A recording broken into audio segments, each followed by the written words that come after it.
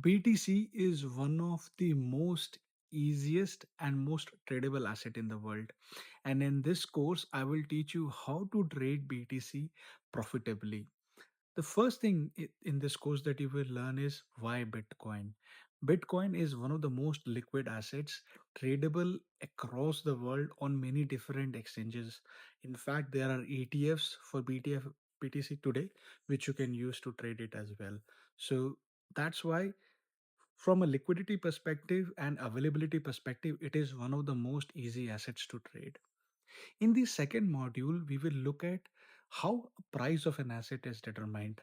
Most of the times, the price of anything in the world is driven by demand for that thing and supply for thing.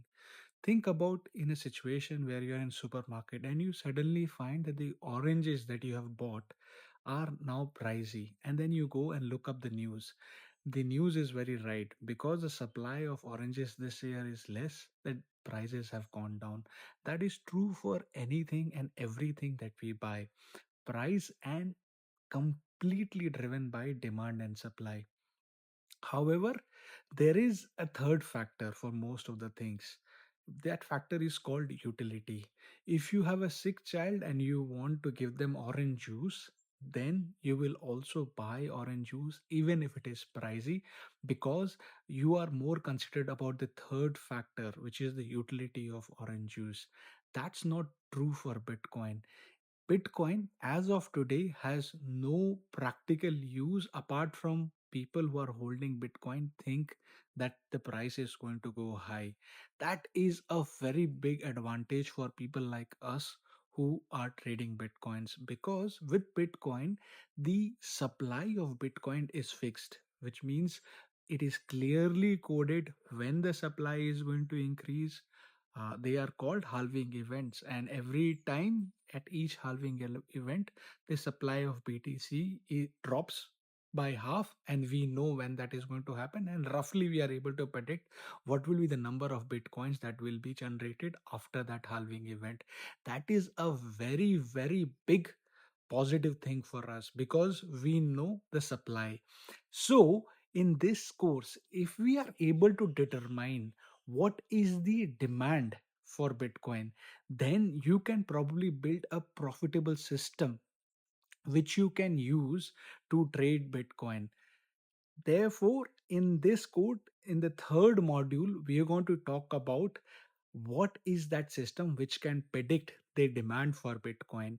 In We will look at what are some simple technical analysis tools that you can use to determine the demand for Bitcoin, because you want to be in Bitcoin when there is demand and you want to be out of Bitcoin when there is no demand for Bitcoin. Because remember, with Bitcoin, from their peak to their down, Bitcoin sometimes loses 60 to 70% of its values. We have seen that playing out over last 3 or 4 crypto cycles.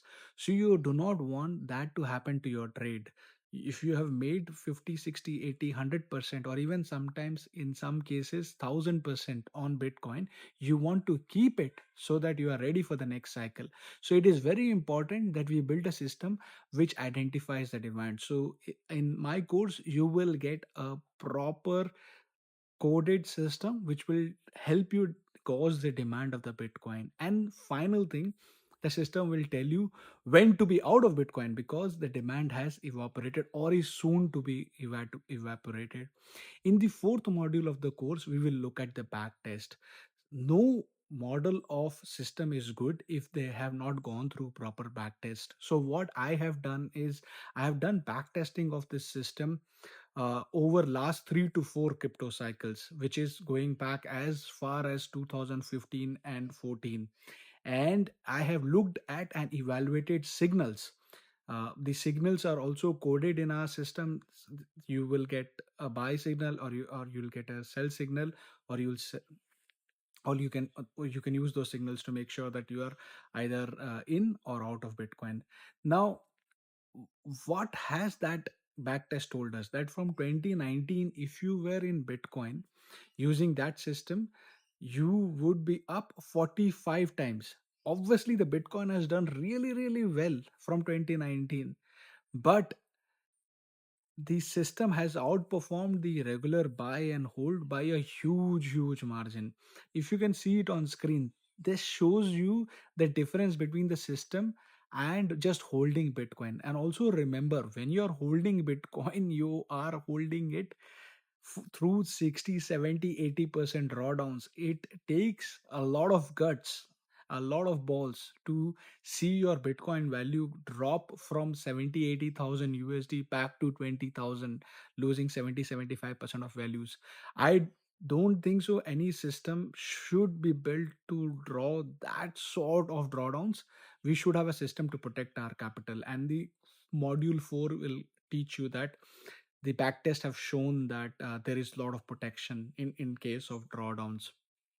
And finally, there is a bonus module which will tell you how to value cryptocurrencies, and there are some bonus materials which you can use to bring understanding of yours in this industry, because crypto is not going anywhere. And I think the world's best asset to trade is Bitcoin. You should build this system. If you want to learn my system, check the link in the description, or go